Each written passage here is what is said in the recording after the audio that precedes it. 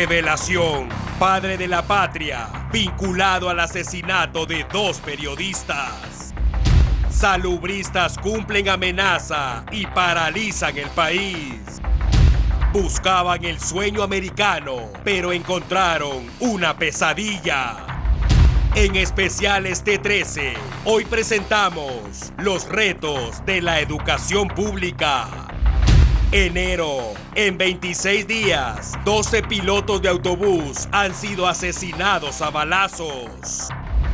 En el mundo, crece la polémica por saber quién pagará el muro.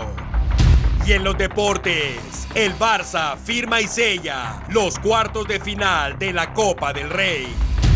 T13 Noticias. Qué bueno saber que usted no pierde sintonía de los canales de la televisión guatemalteca. Los saluda Alan Alfaro, gracias por su preferencia. Vamos a iniciar esta noche hablando y recordando una noticia que enlutó al país hace casi 2 años. 2 periodistas fueron silenciados en el sur de Guatemala y tenemos los detalles para recordar esa trágica escena.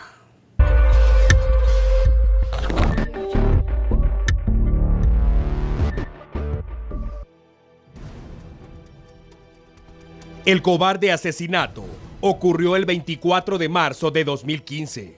Los periodistas Danilo López, Federico Salazar y Marvin Tunches fueron atacados a balazos cuando estaban en el Parque Central de Mazatenango. Tunches es el único que continúa con vida. Los sicarios llegaron en motocicleta, abrieron fuego contra los comunicadores y escaparon del lugar. Habían policías en las cercanías y dieron persecución a los asesinos.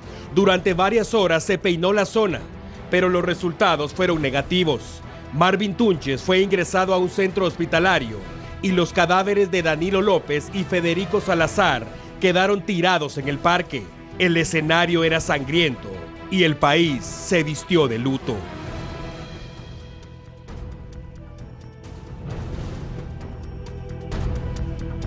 Dos hombres que se ganaban la vida informando fueron acribillados a tiros. 2 guatemaltecos más asesinados. 2 familias víctimas de la delincuencia que azota al país. Horas más tarde, se confirmó la captura de Sergio Valdemar Reyes como supuesto responsable del atentado y la investigación se encaminó a establecer por qué fueron asesinados. ¿Quién ordenó el crimen? ¿Cuánto pagó por esa cobardía? ¿Y qué razones tenía? Sin olvidarse de los autores materiales de esta barbarie, los asesinos a sueldo que le dan de comer a su familia con dinero sucio, los militantes de la muerte que simplemente disparan por ganarse unos cuantos billetes. Danilo López y Federico Salazar eran periodistas y ese día fueron silenciados.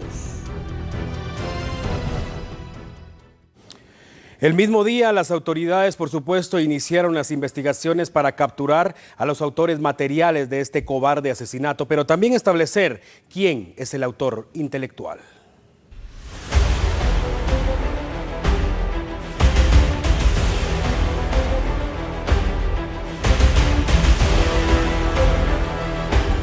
Después de la captura de Sergio Valdemar Reyes como supuesto asesino de los periodistas de Mazatenango, las autoridades continuaron la investigación.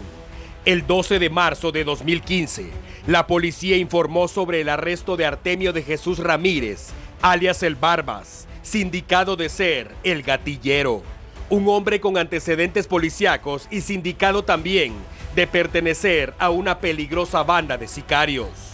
El 26 de junio del mismo año, un operativo policial permitió el arresto de Jorge de León Cabrera Solís y Luis Emerio Pichillá, ambos integrantes de la Policía Nacional Civil y vinculados al caso. La historia empezaba a tomar un rumbo insólito. El mismo día en Suchitepeques fue arrestado Germán Amílcar Moratalla Beltrán y con esa captura se creía que había sido desarticulada ya la estructura encargada de cometer el doble asesinato, pero no habían rastros sobre los autores intelectuales. Hoy, la policía continuó las acciones en el mismo caso y se logró el arresto de 3 personas señaladas de ser el enlace entre el autor intelectual del crimen y la banda de sicarios. El director de la Policía Nacional Civil informó sobre la identidad de los 3 capturados este día. De Marco Antonio Paredes Palacio, de Marco Tulio Cano Reina y en flagrancia a la señora Débora Karina Borrayo Lima.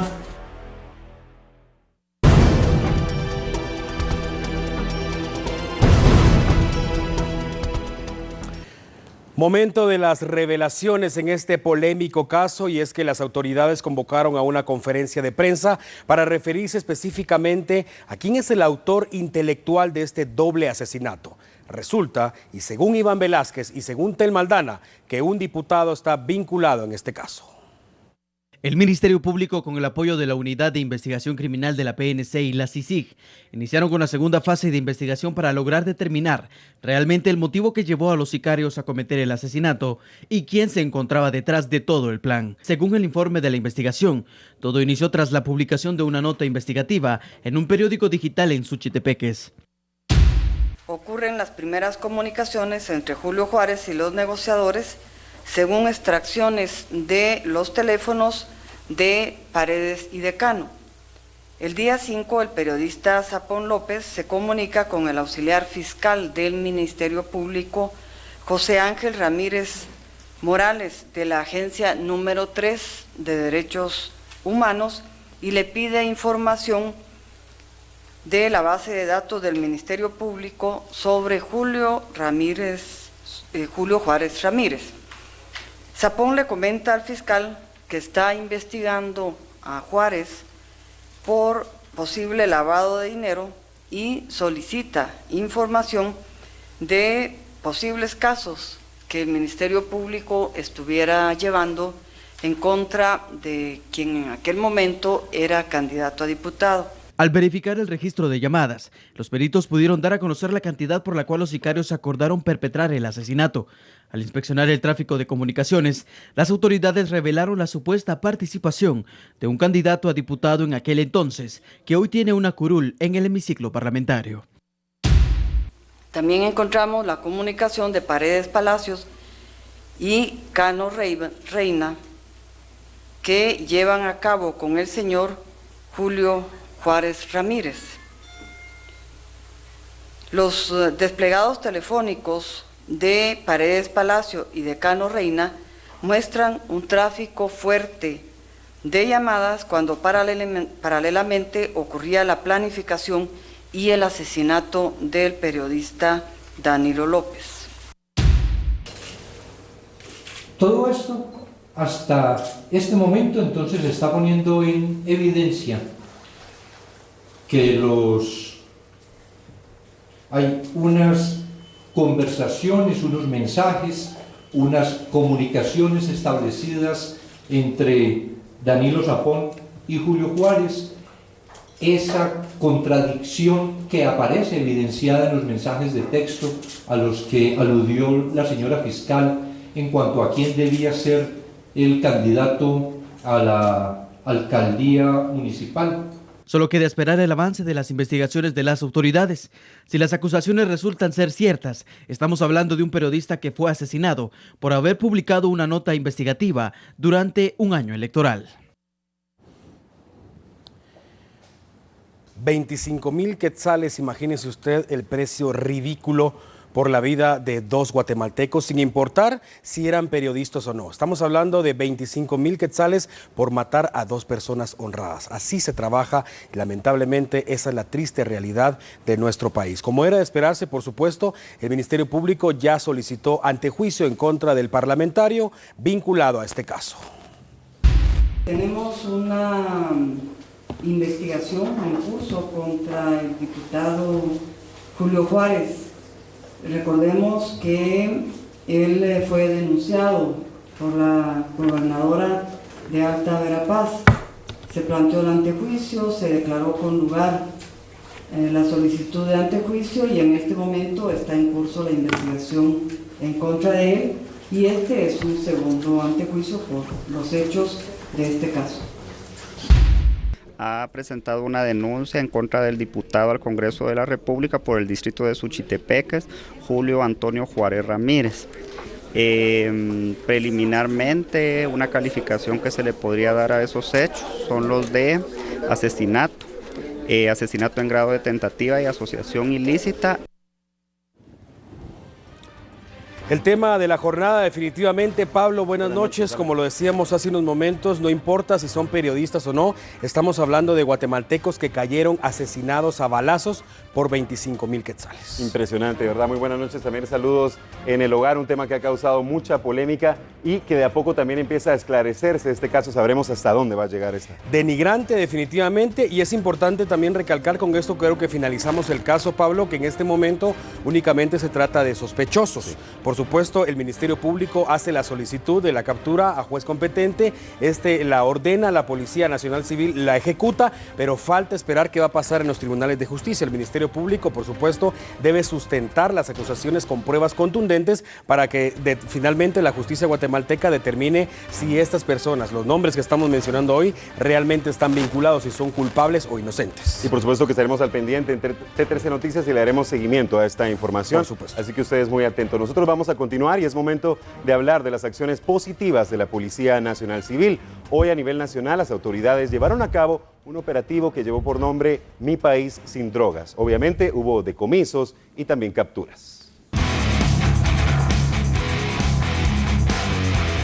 El operativo inició a eso de las 14:30 horas en 13 departamentos del país, con la intervención de 700 agentes de la Subdirección General de Análisis e Información Antinarcótica, 130 fiscales del Ministerio Público y los guías que identificaron los puntos de ventas de estupefacientes.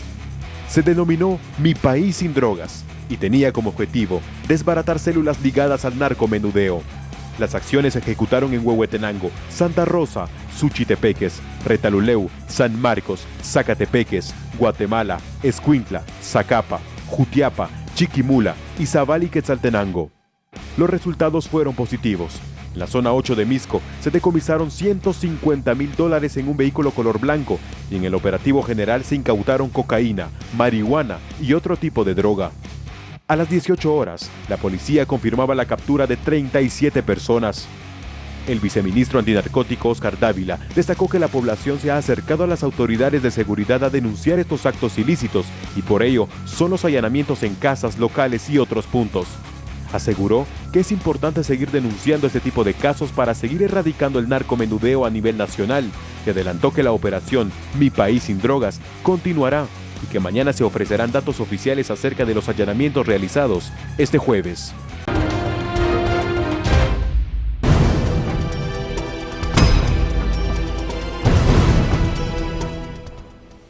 Estamos de regreso y recuerde que somos T13 Noticias, trabajamos para usted. Esta noche en especial T13 hablamos de la educación pública, sus fortalezas, sus debilidades y los principales retos para el ciclo lectivo 2017. El presupuesto 2017 para el Ministerio de Educación es de 1.044 millones de quetzales, una cifra mayor a la de 2016. Sin embargo, no es la idónea, tomando en cuenta que el monto recibido es tan solo el 2.5% del Producto Interno Bruto y según estudios de la UNESCO, lo ideal sería el 7%. Esa situación hace difícil la posibilidad de operar adecuadamente. Este año, con las condiciones que le menciono, nos permite hacer alguna intervención importante para proponer cambios al sistema. Hay dos problemas principales en tema de educación, los que según el ministro tienen que resolverse. Uno de ellos es que de más de 20.000 edificios escolares, 1.700 se encuentran completamente abandonados. El otro problema es la falta de maestros. Sin embargo, según el ministro de Educación, sí hay, pero están mal distribuidos. Nos damos cuenta que en realidad no hay una necesidad extrema en función de nuevos maestros en el sistema. Lo que hay es una muy mala distribución de maestros en las escuelas. Hay maestros que tienen 5 alumnos, 10 alumnos, 15 alumnos, en tanto que hay otros que tienen 50 alumnos, 70 alumnos o 100 alumnos. Actualmente, el Ministerio de Educación cuenta con 120.000 maestros en el reglón 011, 28.000 en el reglón 021 y más de 4.000 en el reglón 022. Y a pesar de que se habla de una redistribución del personal docente, también se tiene previsto la contratación de más personal para ocupar vacantes que dejaron maestros que renunciaron o bien se jubilaron.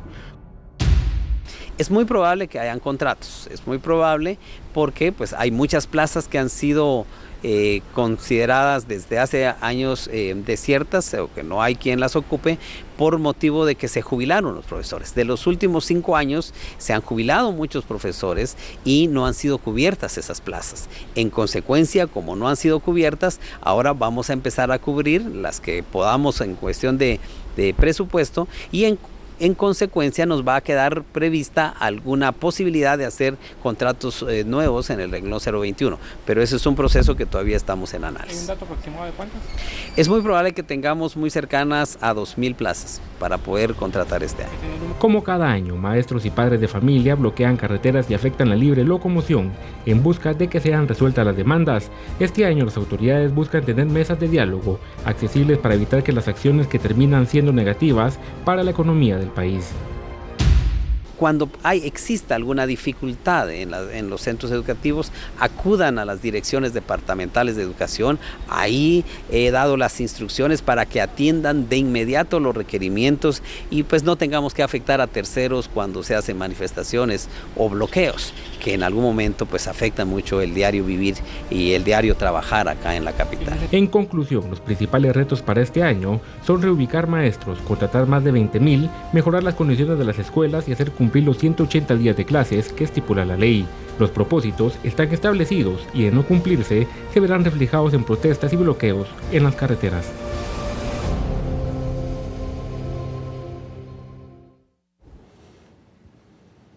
Continuamos con el tema y lamentablemente todos sabemos que el ciclo lectivo 2017 se ha visto empañado por la falta de escritorios, falta de maestros y por supuesto escuelas en mal estado, entre otras cosas. Esto también a su vez lamentablemente ha provocado constantes manifestaciones por parte de padres de familia y estudiantes que en lugar de estar en el salón de clase se ven obligados a llegar y salir a las calles para bloquear el tránsito vehicular.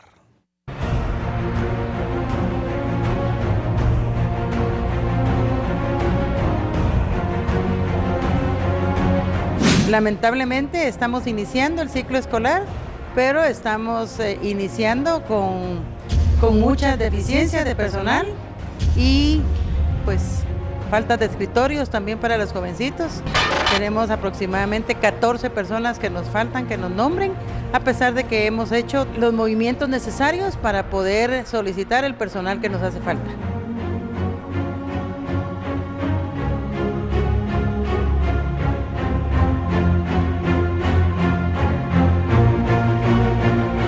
La situación en el Instituto Experimental María Magdalena Ponce de Vélez es la misma que se vive en todos los planteles educativos del Estado a nivel nacional. Falta de maestros y escritorios son las causas de manifestaciones y bloqueos de carreteras año con año. Analistas consideran que para encontrar alternativas y soluciones a la problemática es importante que las autoridades hagan alianzas estratégicas. Es importante que la comunidad participe, que se sumen esfuerzos. No todo lo puede resolver el Ministerio de Educación desde el nivel central. Tienen que hacer alianzas también con entidades locales y con las mismas municipalidades, ya que ellos tienen fondos y lo más importante es verificar la situación de los servicios sanitarios, de las cocinas, por ejemplo.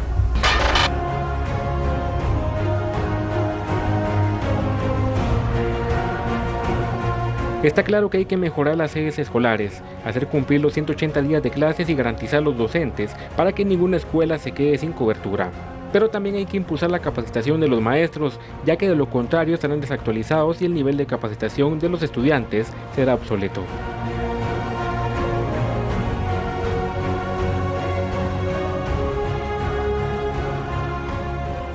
El PADEP es el programa de capacitación constante del maestro, es una formación continua. Ese es el reto que tiene el ministerio de mantener actualizados, porque si los dejas 5 años atrás, 5 años avanza mucho la tecnología y esos maestros siguen enseñando competencias, contenidos de hace varios años.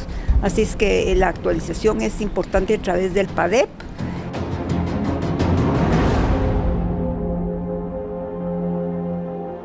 Además que también hayan pues textos, que hayan materiales didácticos especialmente y luego que se implemente también el nuevo sistema de acompañamiento escolar, un nuevo sistema de supervisión donde realmente se acompaña a los maestros en su labor educativa. La realidad es que en algunos centros educativos pues no hay condiciones idóneas.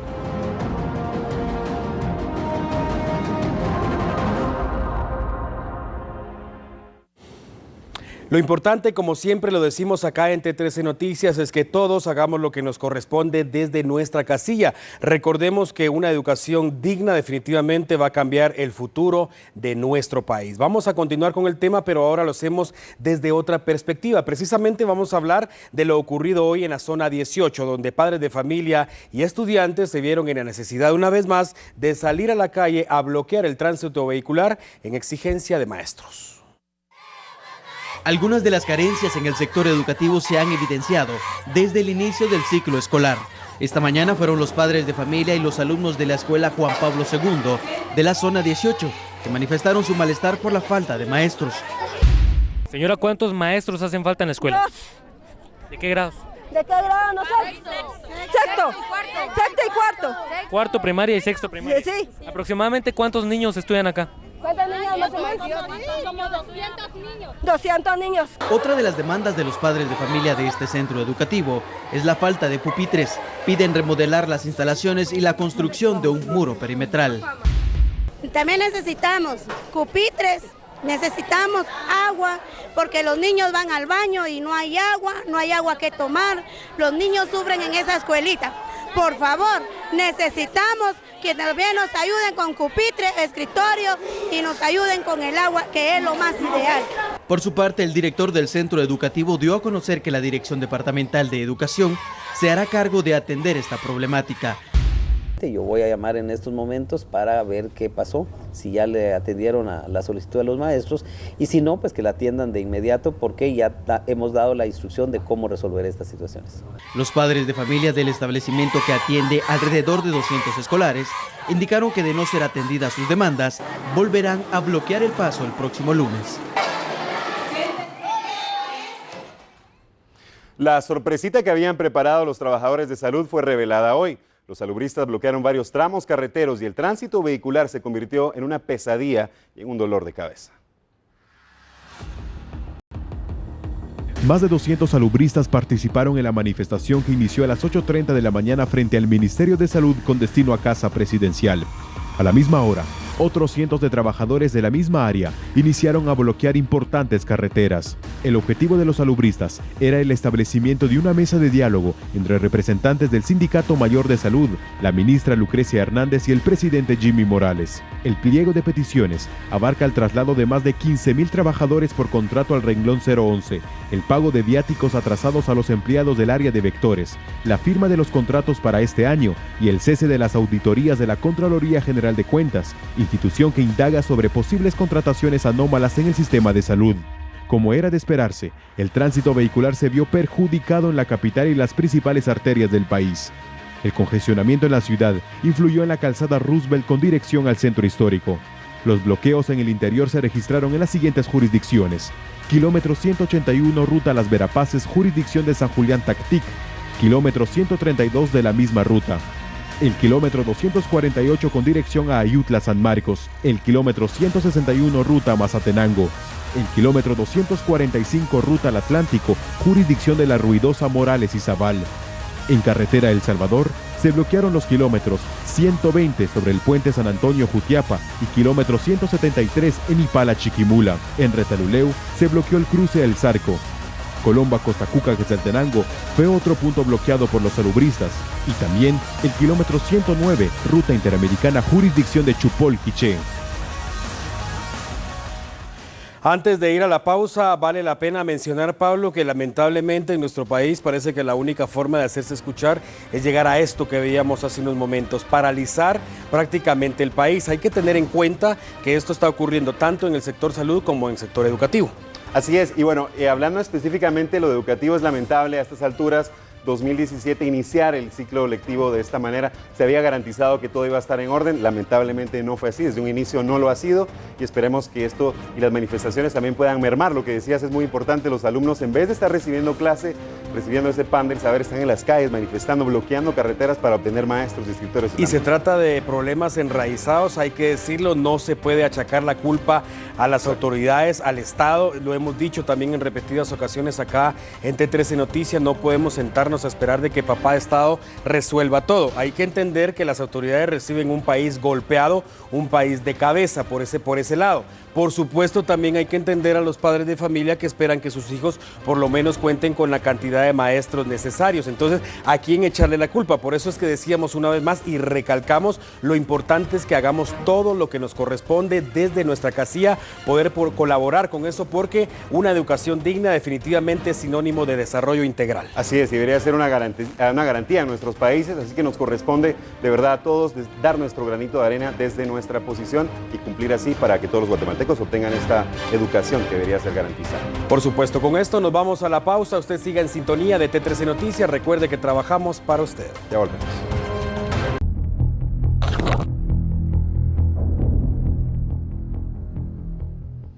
Estamos de regreso y lo hacemos estableciendo contacto con Samuel Orozco, quien da cobertura a un exitoso operativo policial realizado al sur de la capital. Se trata del rescate de más de 20 personas que buscaban el sueño americano, pero encontraron una pesadilla. Así que Samuel, buenas noches, adelante con el reporte. Muy buenas noches, efectivamente nosotros continuamos en este lugar, estamos hablando de la Quinta Avenida A y Segunda Calle de la zona 10 del municipio de San Miguel Petapa, donde se ha registrado este intenso operativo y se tenía la denuncia entonces de que habrían 3 personas que estaban secuestradas. Sin embargo, se llevan gran sorpresa cuando encuentran a 25 personas, 21 de origen hindú y 4 nepalíes. Sin embargo, los detalles los da a conocer el licenciado Stu Velasco, director general de investigación criminal de la PNC. Así es, Juan Orozco. Hoy la Policía Nacional Civil hace un operativo exitoso después de recepcionar una denuncia a nivel internacional desde Estados Unidos. Un familiar con mucho pesar se comunica y denuncia 5 ciudadanos secuestrados a quienes le exigían $40,000 sobre pretexto de eliminarlo físicamente. La Policía Nacional Civil, en cumplimiento a su mandato, despliega unidades élite de investigación criminal y hoy, en este inmueble que está a nuestras espaldas, se logra rescatar a los 5 que habían sido denunciados y a 20 ciudadanos más de origen hindúes y nepalíes. La escena que se encuentra es una escena totalmente donde se demuestra el desprecio al trato humano por parte de los tratantes. 3 detenidos. El comando de secuestro se encuentra a las personas deshidratadas bajo unas condiciones infrahumanas y lo principal es capturar a los responsables, 3 detenidos, y luego asistir a las víctimas de secuestro, que de no haber sido localizados por la Policía Nacional Civil, muchos de ellos pudieron haber perdido la vida. Este es el reporte entonces, y recuerde usted, televidente, lo han mencionado las autoridades, el 1561 es el número donde usted puede hacer la denuncia si en caso usted tuviera una persona en esta situación de secuestro. Muy bien, gracias a nuestro compañero Samuel Orozco con este reporte, otra exitosa acción de los agentes de la Policía Nacional Civil y también del Ministerio Público. Estaremos también ampliando toda esta información. Por lo pronto, Alan Alfaro tiene más detalles. Así es, mucha atención si usted es de las personas que transita por el centro histórico y lo hace sobre todo en vehículo. Un socavamiento de tierra mantendrá inhabilitado el paso vehicular sobre la 12 Avenida y 11 Calle de ese sector, al menos durante varios días. Esta mañana ocurrió un hundimiento sobre la 12 Avenida y 11 Calle de la zona 1 frente a la iglesia Santo Domingo. Esta situación complicó el paso de los automovilistas que transitaban por el sector. Un vehículo estuvo a punto de caer en el agujero que se formó. Los vecinos manifestaron su preocupación por el socavamiento. Es cosa rara eso usted, porque mire tan macizo que se mira. No sirve eso. Mira. Se miraba macizo y no aguantó. No, sí. Peligroso por los carros también que pasan. Ah, sí, mire pues. Hace desde octubre está el hundimiento inicial, ¿verdad? En los 2 meses anteriores ya ocasionaban bastantes accidentes de motoristas, 4 accidentes diarios aproximadamente, 3, 4. Autoridades municipales laboran en el lugar para darle mantenimiento a la tubería dañada y colocar nuevamente la losa que se rompió. Por su parte, el representante de Empagua indicó que se tiene previsto que el paso quede habilitado para el próximo sábado. Actualmente se encuentran distintas unidades municipales desde el momento en que se dio el incidente, trabajando en la reparación de la tubería, personal técnico de Empagua específicamente está excavando un área mucho más grande de lo que en sí está dañado para hacer una inspección general de esa tubería, resanar el relleno que está alrededor de la tubería, para que luego de la reparación de la misma se pueda proceder a rellenar nuevamente con material seco y posteriormente compactarlo para poder reemplazar la losa.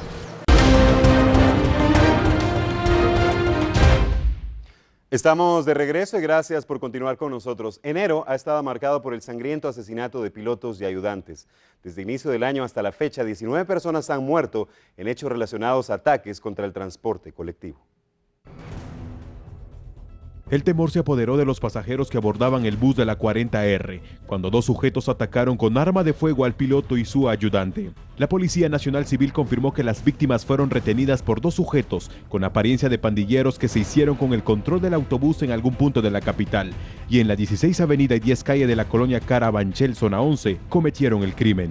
Bomberos municipales indicaron que ambos murieron por los disparos que los sicarios les hicieron a la cabeza. Varias personas fueron atendidas en el lugar por crisis nerviosa. Las autoridades no descartan que este nuevo hecho de violencia esté ligado a la extorsión que realizan pandilleros de la Mara Salvatrucha y Barrio 18. En lo que va del año, la Defensoría de los Usuarios del Transporte Público de la Procuraduría de Derechos Humanos contabiliza 12 pilotos asesinados por el tema de extorsión. Recientemente, un piloto fue atacado a balazos en el kilómetro 18 de la ruta interamericana jurisdicción de Misco. Hace una semana, 6 personas perdieron la vida en ataques contra autobuses de la ruta Quetzal en San Juan, Zacatepeques.